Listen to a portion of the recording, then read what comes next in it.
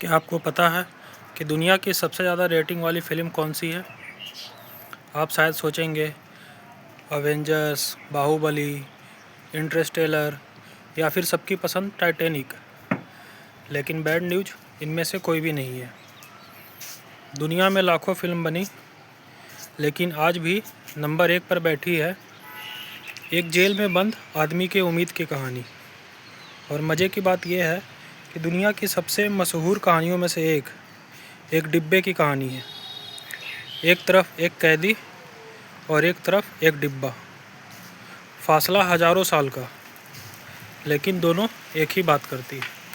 सोचने वाली बात है ना, इतनी बड़ी बड़ी फिल्मों के बीच लोगों के दिलों में सबसे ऊपर जगह बनाई एक कैदी ने। आखिर क्यों? क्योंकि वह फिल्म जेल से भागने की है ही नहीं, वह फिल्म एक आदमी के उम्मीद की कहानी है। एक आदमी जिससे सब कुछ छीन गया, उसका सम्मान, उसकी आज़ादी, उसकी ज़िंदगी के बेशकीमती साल। लेकिन एक चीज़ कोई नहीं छीन पाया, वो थी उसकी उम्मीद।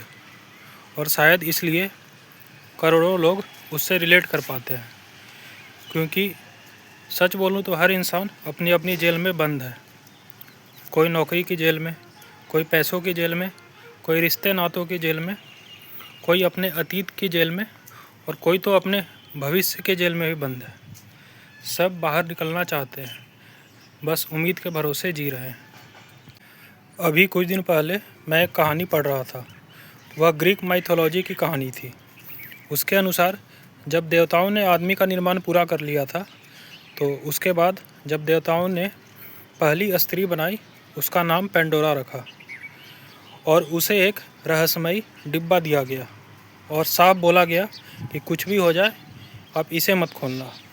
अब आपको भी पता है, अगर इंसान को यह बोल दो कि यह मत करना, तो उसका दिमाग वह काम तो ज़रूर करेगा।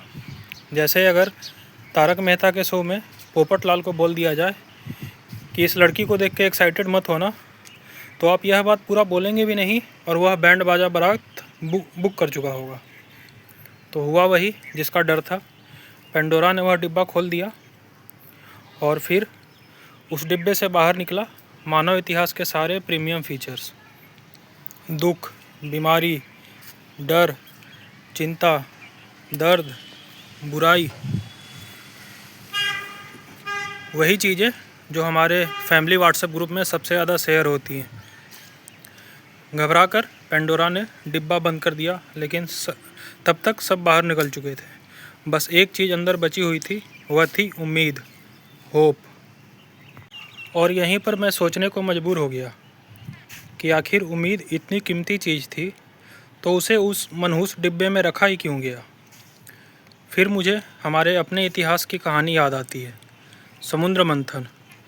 जब देवताओं और असुरों ने मिलकर क्षीर सागर का मंथन किया, तो क्या सीधे अमृत निकल गया था? नहीं, सबसे पहले निकला हलाहल, इतना भयंकर जहर कि पूरी सृष्टि ही संकट में पड़ गई। और सृष्टि की रक्षा के लिए भगवान शिव ने उस जहर को अपने कंठ में धारण किया। सोचिए, अगर जहर देखकर मंथन रोक दिया जाता, तो क्या कभी अमृत मिलता? कभी नहीं। और तभी मुझे समझ आया, पेंडोरा का डिब्बा हो या समुद्र मंथन, दोनों कहानी एक ही बात कह रही है। अमृत तक पहुंचने से पहले जहर का सामना करना ही पड़ता है। यह चीज़ मुझे तब रियलाइज़ हुआ जब मैं अपनी छत पर मिट्टी ढो रहा था और अपने टेरेस गार्डन को डेवलप कर रहा था। मैंने भी एक डिब्बा खोला था, बीजों का डिब्बा, मेरा अपना छोटा समुद्र मंथन। मुझे लगा था इसमें से निकलेंगे फूल, फल, सब्जी, गुलाब, पपीता और थोड़ी बहुत इज्जत। लेकिन डिब्बा खुलते ही निकला मेरा हालाहाल, खर्च, मिट्टी, ग्रो बैग, मच्छर, कमर दर्द, कड़कती धूप और पड़ोसियों की फ्री एडवाइस और ताने। लेकिन फिर मुझे गीता की एक श्लोक याद आ गई। कुरुक्षेत्र के मैदान में भगवान श्री कृष्ण अर्जुन से कहते हैं, कर्मण्येवाधिकारस्ते मा फलेषु कदाचन। यानी कि तुम्हारा अधिकार केवल कर्म करने में है, फल में नहीं। और शायद यही वजह है कि किसान बीज बोता है, उसे फल की गारंटी नहीं होती लेकिन उम्मीद ज़रूर होता है। अगर फल की चिंता करके बीज ना बोई जाए तो फल कैसे आएंगे। किसी एग्ज़ाम का फॉर्म भरना भी एक समुद्र मंथन से कम नहीं है। फॉर्म भरा और उसमें से निकलेगा हलाहल, cut off, test series, current affairs, uncertainty, result का इंतज़ार और वो रिश्तेदार जो हमेशा पूछते हैं इस बार तो क्लियर हो जाएगा ना।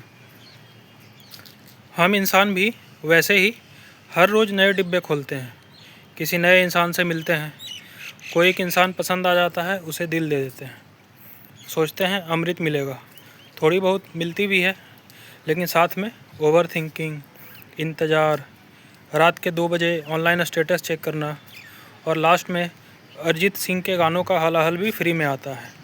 और फिर हालात ऐसी हो जाती है कि जेठालाल जैसा हर जगह सिर्फ बबीता जी ही दिखाई देती है और वो इंसान हमारे सपनों में आने लगता है। मेरा सवाल यह है कि अगर हर शुरुआत में कोई ना कोई जहर है, कोई ना कोई परेशानी है, तो क्या डिब्बे खोलना बंद कर दें? क्या मंथन करना छोड़ दें? ना सपना देखो, ना बगीचा बनाओ, ना प्यार करो, ना रिस्क लो, बस सेफ और बोरिंग जीवन जीते रहो। लेकिन कहानी का असली सार ही यही है, जो भी कीमती चीज़ होगी उसके साथ परेशानी मुफ्त में आएगी। बगीचा चाहिए तो मिट्टी भी मिलेगी, सपना चाहिए तो अनसर्टेनिटी भी मिलेगी, प्यार चाहिए तो दिल टूटने का रिस्क भी मिलेगा। अगर गड्ढा इलेक्ट्रॉनिक्स जैसा बिजनेस चाहिए तो बाघा की गलतियाँ और नट्टू काका की पगार बढ़ाने की मांग भी झेलनी पड़ेगी। शायद इसलिए उम्मीद को दर्द के साथ रखा गया था, क्योंकि जो इंसान दर्द सहने को तैयार नहीं, वह उम्मीद का असली मूल्य भी नहीं समझ सकता। अगर उम्मीद ना हो तो कोई बीज ना लगाए, कोई एग्ज़ाम का फॉर्म ना भरे, कोई बिजनेस शुरू ना करे, कोई किसी को दिल ना दे, कोई नई शुरुआत करे ही ना।